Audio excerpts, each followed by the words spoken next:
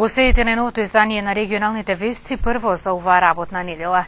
Невниманието, возењето под дејство на алкохол и непочитувањето на сообраќајните знаци и правила го земаат својот данок.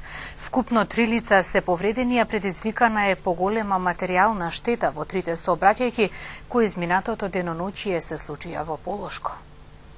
3 повредени лица и предизвикана материјална штета е епилогот од сообраќајните незгоди кои се случија во Полошко. Според СВР Тетово, вчера вечер околу 24 часот на крстосницата на улиците Видое Смилевски Бато и 29 ноември во Тетово се случила сообраќајна незгода во која учествувале 2 патнички моторни возила, Мерцедес со тетовски регистарски таблици што го управувала 23 годишна девојка од Тетово и Пежо со велешки таблици управувано од 40 годишен тетовец. Посудирот Мерцедесот се одбил и удрил во бетонски зид и во наредени тули во блиското складиште за градежни материјали. Со телесни повреди девојката е пренесена во Тетовската клиничка болница и по укажаната помош пуштена е на домашно лекување. Извршене увити се утврдуваат причините и се друго поврзано со оваа несреќа, во која вкупната материјална штета се проценува на 60.000 денари. Втората сообраќајна незгода се случила вчера околу 1 часот на регионалниот пат Пирок Тетово во Горно Палчиште. Се судриле голф со тетовски регистарски таблици управуван од 21 годишен тетовец и мотоцикл Јамаха исто така со тетовски таблици што го управувал 19 годишник од Горно Палчиште. Возачот на мотоциклот добил телесни повреди и по укажаната помош во Тетовската клиничка болница пуштен е на домашно лекување, додека сопатникот од мотоциклот 42 годишник од истото село по укажаната помош итно е префрлен на скопските клиники. По извршениот увид се расветлуваат причините и другите поединости во врска со несреќата. Првично причина е недржање растојание, а материјалната штета се проценува на 35.000 денари. Полицискиот билтен евидентира уште една сообраќајна незгода, која се случила на регионалниот пат Гостивар Градец, на мостот на Маздрача во Неготино Полошко, вчера околу 2 часот. Според СВР Тетово, голф со гостиварски таблици, управуван од 27 годишен чегранец, загубил контрола, удрил во оградата од мостот и слетал во реката. Откако слетал во реката, го оставил возилото и заминал, но набрзо е пронајден. Во увидот извршен нешто подоцна, утврдено е дека причина за несреќата е пребрзо возење под дејство на алкохол, додека материјалната штета се проценува на 120.000 денари.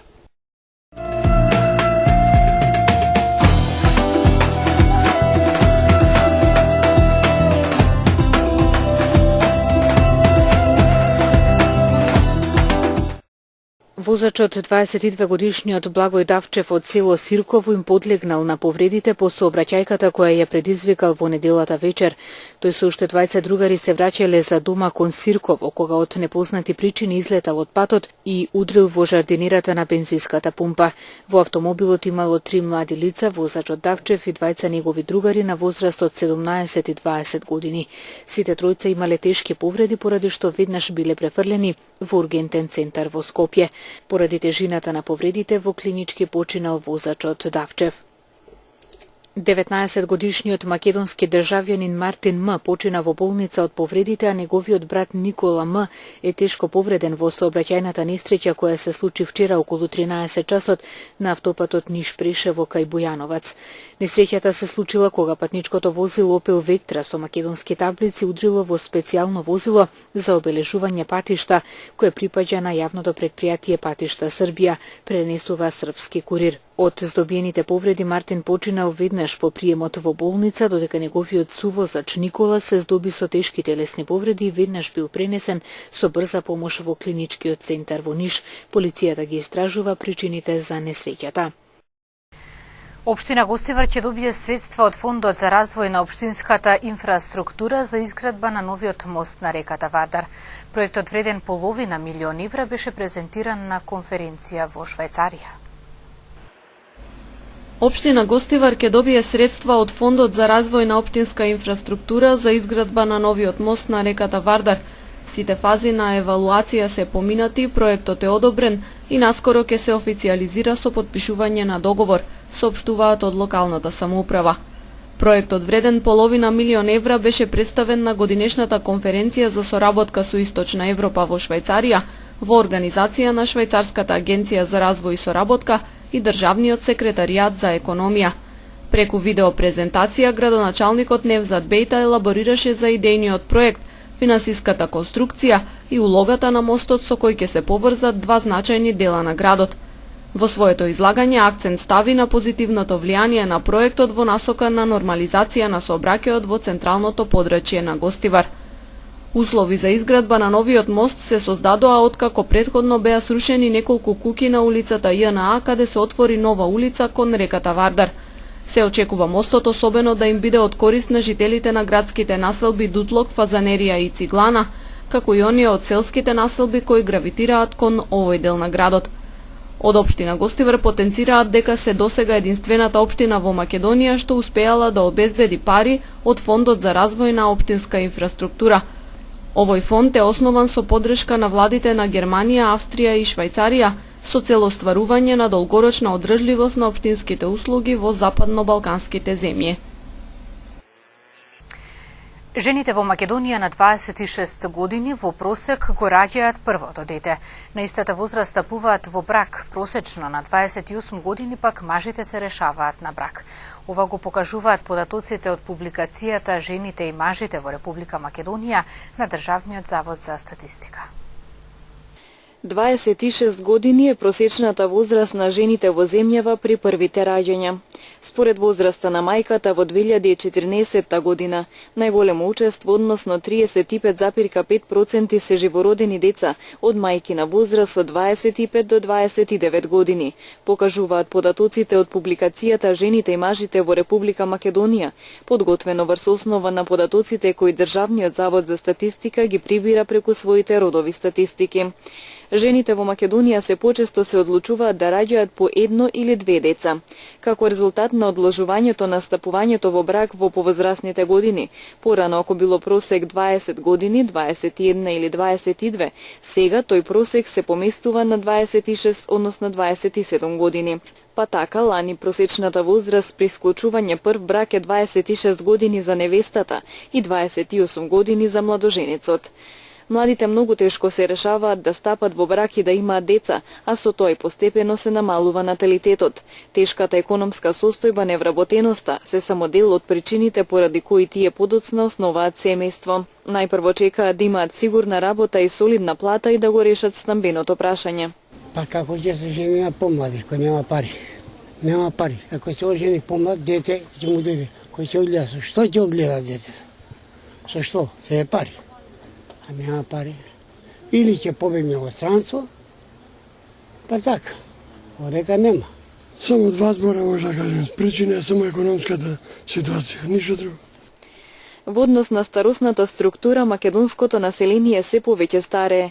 Во периодот од 2004 до 2014 година, учеството на женското младо население на возраст од 0 до 14 години е намалено од 19,6 на 16,3%, а учеството на женското старо население на возраст од 65 и повеќе години е зголемено од 11,9 на 13,9%. Поголем број на жени се забележува во старосната група од 65 години и повеќе, покажуваат податоците на Државниот завод за статистика. Преку караван на дебати, новинарката Ана Јовковска го промовираше нејзиното книжевно дело Пулсот на времето. На промоцијата пред тетовци заедно со неја дебатира и аналитичарот Артан Садику и актерот Висар Вишка. Околу 500 интервјуа направени во изминатите 10 години. 50 од нив креативно и внимателно селектирани, сместени на 500 страни хартија. Пулсот на времето е првата книга на новинарката Ана Јовковска, разиграната монографска збирка промовирана и пред тетовци. Во неја авторката ги разголува од професионалното сите афирмирани јавни личности, поети, професори, уметници, активисти, автори, политичари и дипломати. Им ги трга општествено на штирканите маски, а расветлува и дел од социокултурните прашања на општеството. Тоа е всушност селекција од интервјуата кои сум ги реализирала изминатава декада, значи 10 години телевизиски интервјуа во емисијата Пулс. Се разбира една креативна селекција од 50 и гледав да вклучам различни луѓе од различни професии, профили, различни возрасти, идеологии, да тоа и родово дури избалансирано. Значи има и писатели, и актери, и политичари, дипломати, и уметници. И некако е некаква спрега меѓу интимното и општественото, затоа што секој разговор е продирање во интимата на соговорникот, значи некакво разголување од една страна на неговите болки, неговите емоции, од друга страна и опипување на пулсот на времето, односно детектирање на потенцијалните проблеми и предрасуди во општеството, она што вие и јас го доживуваме како некаква неправда, она што сите нас не тера на некаква акција. Значи баше некаква комбинација меѓу интимното и политичкото. Новинарката Јовковска промоцијата на својата книга ја правеше заедно со караванот на дебати Пулс на општеството.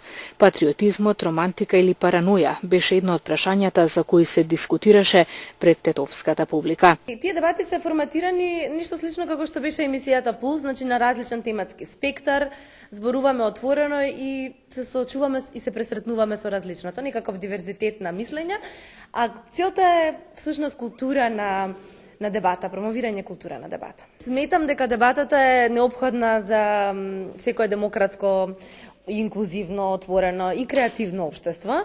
Се работи за патувачки проект кој досега беше на 2 други места, оваа дебата во Тетово е трета поред. Искуството од оние дебати досега ни покажа дека навистина луѓето имаат потреба да зборуваат. Мислам се случува да поставуваат по 20 прашања од публика, така што тоа е еден жив импулс на секој град. Пулсот на тетовци Ана го чувствуваше заедно со незините пријатели, аналитичарот Артан Садику и актерот Висар Вишка. Тие зборуваа за дистинкцијата помеѓу партиското и политичкото, за вината и одговорноста, за патриотизмот како љубов и национализмот како омраза, за протестот како емотивен гест. Разговор секогаш треба да се разговара за многу работи, значи треба никогаш да не се престанува да се разговара и да се дебатира за сите работи во општеството, па зашто да не и за уметноста, и за местото на уметникот, и за односот на државата кон уметникот, и за односот на уметникот кон државата. И тоа е многу важно, затоа што сега имаме многу како да кажем, како војски на уметници спротивставени едни спрема други и едната страна како во времето на социјализмот кога пишува, знаеш, во времето на социјализмот пишува све е убаво, нашата земја, све е вака, а уметникот во основа секојаш треба да биде опозиција. Сведоци сме дека во последните месеци во Македонија се случува некоја си граѓанско раздвижување. Тоа до сега нема добиена некоја си политичка референца. Целта на денешната дискусија гледам како преиспитување на различните можности, како тој граѓански глас да стане релевантен, да добие во значење и да може да издействува сериозни промени во општеството во Македонија, која во последните години е зачмаена на некој начин, чека на промени кои во последните месеци се најавуваат од страна на таквото едно граѓанско движење, но за жал партиските преговори преовладеа на таквата енергија. Ние мора да се потрудиме тој граѓански збор да го воздигнеме над тие партиски преговори и да стане тој главен означител на оно што би може да се преговара за еднината на Македонија, еднина која несомнено мора да се основа на она што граѓаните во Македонија го чувствуваат како потреба, како желба, како волја за живот, за различно општество, за различни начини на одлучување од досегашните. И мислам дека оваа серија на дискусии која Ана Јовковска ги организира низ Македонија ќе придонесат на зголемување на релевантноста на прашањето на граѓанскиот глас во Македонија. Низ книжевното дело Јовковска прави вивисекција на македонската интелектуална мисла, расветлувајќи прашања од интердисциплинарен карактер и анализирајќи ги социокултурните феномени на денешнината како културен документ на едно време. Истата е реализирана со издавачката куќа Силсон, читачки клуб Приматица Македонска и покрај интервјуата содржи и биографии и фотографии. Преку фриленсинг до остварување на вашите кариерни цели е темата на работилницата која ќе се одржи утре во американското катче во Тетово со почеток во 11 часот. На фриленс работилницата учесниците ќе имаат можност да дознаат како да заработат на алтернативен начин, користејќи ги стекнатите знаења и вештини. На настанот преку платформата hitlancer.com сите заинтересирани ќе можат на иновативен начин да пронајдат и ангажираат лица за реализирање на одредени работи. Веб платформата Hitlancer е поддржана од Американската амбасада во Скопје, а има за цел да ги поврзе компаниите или индивидуите со лица за одредени знаења и вештини за нивно интелектуално ангажирање за одреден временски период. Фриленсерството како концепт на работа е добро познат во западноевропските земји, а во последно време со ваквиот начин на заработка се почесто се занимаваат македонските граѓани, кои што најчесто работат за странски проекти. Во среда православните верници ќе го чествуваат празникот посветен на светите царица Елена и царот Константин. Во село Туденце истиот ден ќе се осветува камен темелник на камбанирија во манастирскиот комплекс Свети Великомаченик Георги Победоносец. Празникот посветен на светиот цар Константин и светата царица Елена православните верници ќе го чествуваат во среда. Празникот со голем црковно-народен собир ќе се одбележи во тетовското село Блаце. Со почеток во 9 часот во црквата во Блаце, подигната во чест на цар Константин и неговата мајка царица Елена, ќе биде отслужена света богослужба. Ќе биде извршен водосвет и ќе биде прережен кумскиот колач. За сите присутни верници ќе биде приредена и братско-сестринска трпеза на љубовта. Исто така во среда на празникот посветен на светиот цар Константин и светата царица Елена во село Туденце ќе се осветува камен темелник на нова камбанарија во манастирскиот комплекс Свети Великомаченик Георги Победоносец. Осветувањето ќе го изврши неговото високо преосвештенство митрополитот Тетовско-гостиварски господин Јосиф, ќе започне во 15 часот и 30 минути. Неделата по духовден 7 јуни се Петрови поклади кога започнуваат Петровденските пости. На овој ден црквата го празнува споменот на сите светци. Овој празник меѓу народот е познат и под името Си свети. Се празнува за да им се оддаде почит на оние светци чии имиња не се познати како поради нивната бројност, така и поради тоа што нивниот култ во одредени краишта не заживеал. Споменот на овие светци се празнува заедно со споменот и на оние светци кои имаат и посебни празници, за да се покаже дека сите верувале во еден Исус Христос и за него страдале. На 24 јуни пак православните верници ќе го чествуваат празникот посветен на светиот апостол Вартоломеј и светиот апостол Варнава. Според житието, светиот апостол Вартоломеј бил еден од 12-мината големи апостоли. Заедно со светиот апостол Филип и со сестрата на Филип, девицата Маријам, а некое време и со свети Јован Богослов, го проповедал Евангелието најпрво во Азија, потоа во Индија и најпосле во Ерменија, каде што завршил и маченички. Светиот апостол Варнава бил роден на Кипар од богати родители од племето Левиево. Се викал Јосиф, но апостолите го нарекле Варнава, син на утехата, зашто умел да ги теши човечките души.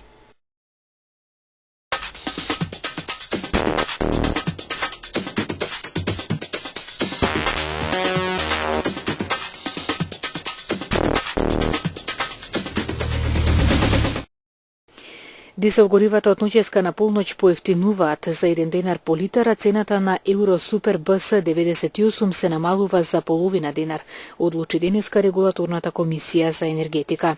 Со одлуката се врши намалување на рафинериските и на малопродажните цени на нафтените деривати во просек за 2,13, односно за 1,68 од 100. Малопродажната цена на Евро Супер БС 95 останува на исто ниво, изнесува 70,50 денари за литар, а Евро Супер БС 98 поевтинува за половина денар по литар и ќе чини 72 денари за литар. Новата цена на Евро дизелот ДЕВ е 57, а на екстра лесното масло за домаќинство L1 45,50 денари за литар. Со одлуката на регулаторната комисија за енергетика за 1,171 денар за килограм се намалува и малопродажната цена на мазутот М1НС, кој сега ќе се продава за 27,763 денари.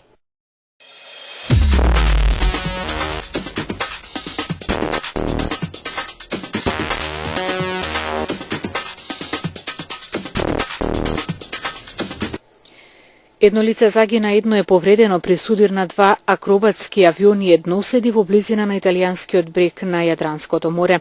Двете летала паднале во вода, при што едниот пилот загинал, а другиот е повреден, соопштија италијанските власти.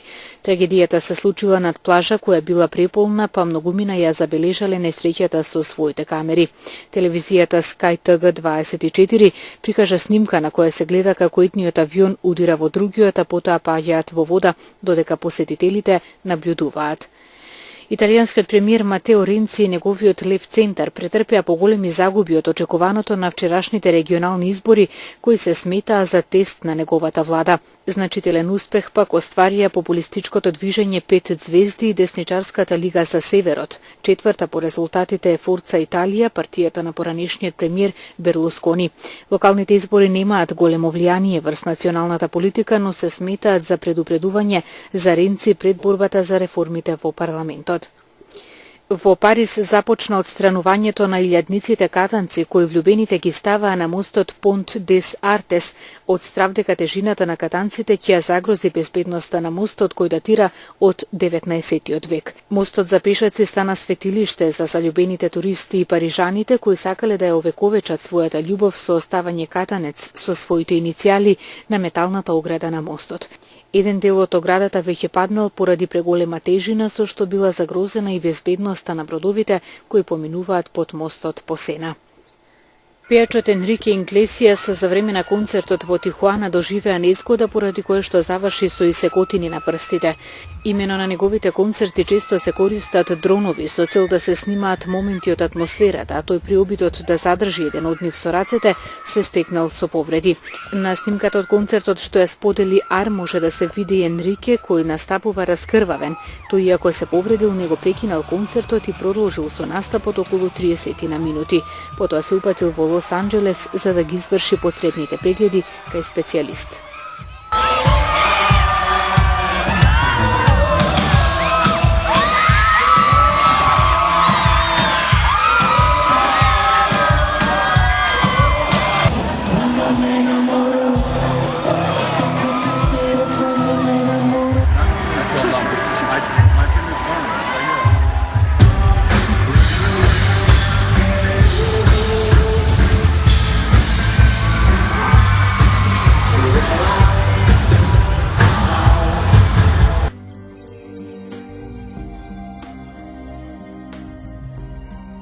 Денес имавме променливо облачно време, предпладне сончево со локална облачност, а попладне наместа нестабилно со врнежи од дожд. Утринската температура се движеше од 7 до 15, а дневните од 20 до 28 степени Целзиусови.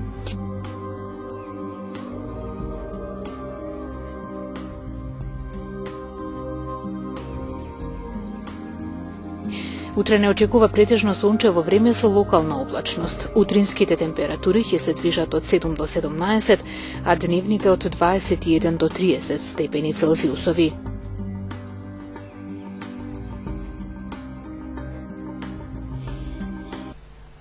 Тоа беше се што информативната редакција на КИС телевизија ви подготви за ова издание на регионалните вести. Благодарам за вниманието. Пријатно.